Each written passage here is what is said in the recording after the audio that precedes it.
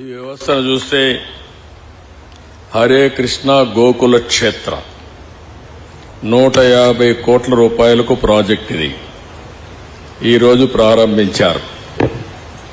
మీరు ఇప్పటికే కాంట్రిబ్యూట్ చేశారు. ఈ ఒక్క ప్రాజెక్టే కాదు, ఎన్ని ప్రాజెక్టులు చేయడానికైనా మీరు సిద్ధంగా ఉన్నారని ఈ దేశంలో మీరందరూ నిరూపించారు. ఇప్పటికి 20 ప్రాజెక్టులు ఇండియాలో ఉన్నాయి. ఒక 5 ప్రాజెక్టులు ప్రపంచం మొత్తం ఉన్నాయి.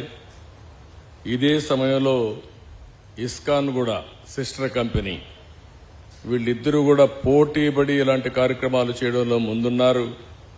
వాళ్ళు కూడా ఒక 100 టెంపుల్స్, ఇలాంటి టెంపుల్స్ ని క్రియేట్ చేసే పరిస్థితికి వచ్చారు. ఇప్పుడు ఇక్కడ వ్యక్తుల్ని మనం చూస్తున్నాం. ఇప్పుడే మీరు ఒకసారి చూస్తే ఇస్ గ్రేస్ శ్రీ మధు పండిట్ దాసా గారు 40 ఏళ్లకు మునుపు ఐఐటి చేసి ఆయన ఏదైనా అనుకుంటే మంచి కంపెనీ పెట్టాలంటే బ్రహ్మాండంగా పెట్టి ఒక ఎంపైర్, ఎకనామిక్ ఎంపైర్ క్రియేట్ చేసి ఉండొచ్చు. కానీ నమ్మిన సిద్ధాంతం కోసం దేవునికి సేవ చేయాలని, ఈ దారిలో మనల్ని నడిపించాలని ఆయన ఈ కార్యక్రమాన్ని టేకప్ చేశారు. వారిని మనస్ఫూర్తిగా అభినందిస్తున్నా. ఈరోజు మీరు హరే కృష్ణ మూవ్మెంట్ లో చూస్తే ఎస్ గ్రేస్ సత్యగౌర చంద్రదాస్ గారు, ఆయన కూడా ఐఐటి. వీళ్ళందరినీ చూసినప్పుడు నాకు అనుమానం వచ్చింది. మామూలుగా కొంతమంది డివోటీస్ అందరూ కూడా చిన్నప్పటి నుంచే వస్తారు, చదువుకున్న తర్వాత ఎవరున్నారు చూస్తే ఆశ్చర్యం కలిగించే విధంగా హరే కృష్ణ మూవ్మెంట్ లో 50 మంది ఐఐటి గ్రాడ్యుయేట్స్ చేరారు. ఒక 50 మంది ఇస్కాన్ లో కూడా ఐఐటి గ్రాడ్యుయేట్స్ చేరారు. ఇది ఆలోచించినప్పుడు ది బెస్ట్ బ్రెయిన్స్ ఒక నమ్మిన సిద్ధాంతం కోసం, ఈ దేశం యొక్క సంస్కృతి సాంప్రదాయాల్ని కాపాడడం కోసం జీవితాన్ని త్యాగాలు చేశారు. అలాంటి వారిని మరొక్కసారి మనస్ఫూర్తిగా అభినందించడం మనందరి బాధ్యత. ఈరోజు ఇక్కడికి వచ్చినప్పుడు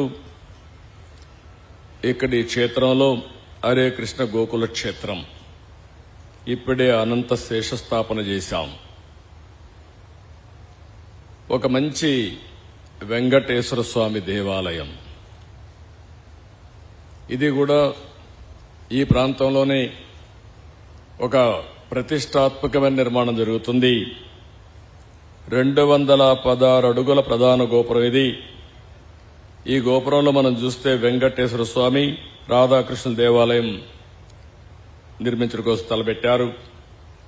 150 కోట్ల రూపాయల వ్యయంతో ఈ దేవాలయాన్ని నిర్మాణం చేయబోతున్నారు. అయితే ఇక్కడ మనందరూ కూడా గుర్తుపెట్టుకోవాల్సింది, ఇది ఒక ఆధ్యాత్మిక కేంద్రం, సామాజిక సాంస్కృతి కేంద్రం కావాలని మనస్ఫూర్తిగా ఆకాంక్షిస్తున్నా. నాకు అనిపిస్తుంది ప్రార్థనాలయాలు ఏ మతమైనా కావచ్చు, కానీ ఇవి కానీ లేకపోతే ఇప్పుండే జైళ్లు చాలవు, నేరాలు ఘోరాలు విపరీతంగా పెరిగిపోతాయి. ఇంకొక పక్క హాస్పిటల్ కూడా చాలవు, చాలా మెంటల్ హాస్పిటల్ కూడా కట్టాలి అప్పుడు, మామూలు హాస్పిటలే కాదు. అలాంటిది ఒక ధర్మాన్ని కాపాడడం కోసం మనందరికి కూడా ఒక విశ్వాసం కల్పించే వ్యవస్థ ఉండడం మన అదృష్టం. ఎప్పుడు కూడా మీరు ఒకటి గుర్తుపెట్టుకోవాలి, ఈ ప్రపంచాన్ని నడిపించేది ఒక నమ్మకం. చాలా మంది సైంటిస్టులు ఉన్నారు, చాలా మంది డాక్టర్లు ఉన్నారు, చాలా మంది పారిశ్రామికవేత్తలు ఉన్నారు, చాలా మంది జడ్జెస్ ఉన్నారు, జ్యుడిషియరీ ఉంది.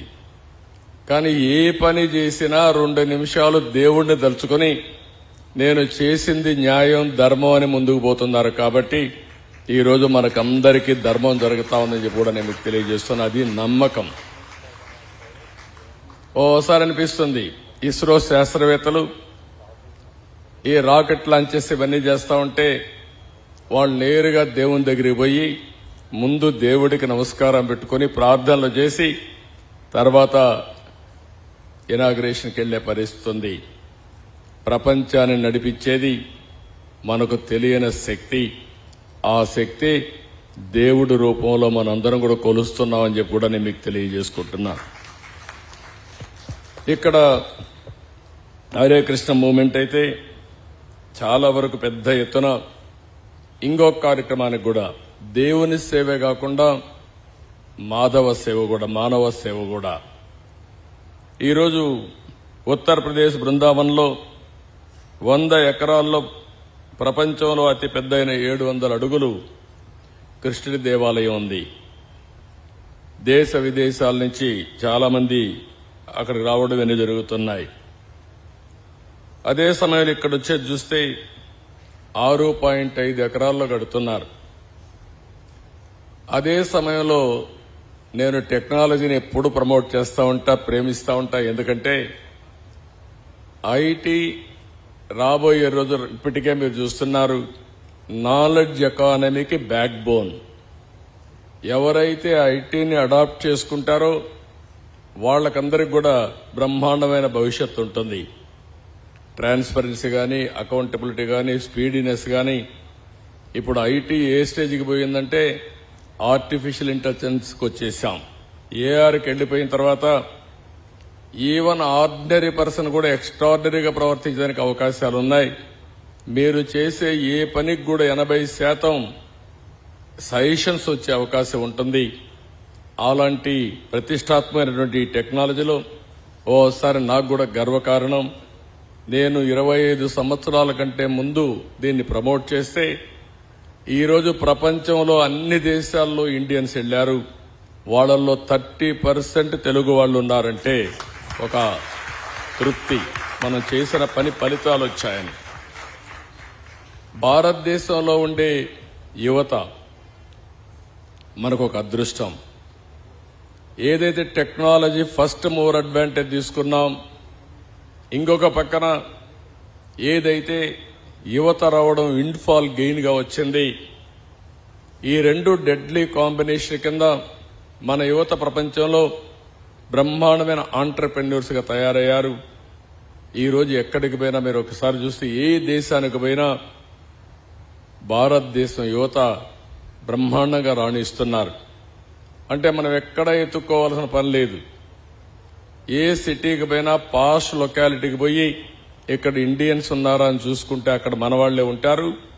రెండోది, ఆ కాలనీలో తెలుగు మాట్లాడే వాళ్ళు చూస్తే 30% తెలుగు వారే ఉండడం తెలుగు జాతికి కూడా గర్వ కారణం అని చెప్పి కూడా నేను మీకు తెలియజేస్తున్నా. అలాంటి టెక్నాలజీని ఇక్కడ మీరు చూస్తే హరే కృష్ణ గోకుల క్షేత్రంలో మొత్తం వర్చువల్ రియాలిటీ విఆర్ గాని, ఇంకో పక్క లేబర్ టెక్నాలజీ గాని. అంటే ఎప్పుడైనా సరే ప్రపంచంలో మనం గుర్తుపెట్టుకోవాల్సింది, టెక్నాలజీ డెవలప్ అయినప్పుడు టెక్నాలజీ కూడా మనం అడాప్ట్ చేసుకుంటే, మోడర్నైజేషన్ ముందుకు పోతే దానివల్ల మనుగడ సాధించడం ఈజీ అవుతుంది, సస్టైనబిలిటీ ఈజీగా ఉంటుందని చెప్పి కూడా నేను మీకు తెలియజేస్తున్నా. నేను ఎప్పుడు వెంకటేశ్వర స్వామి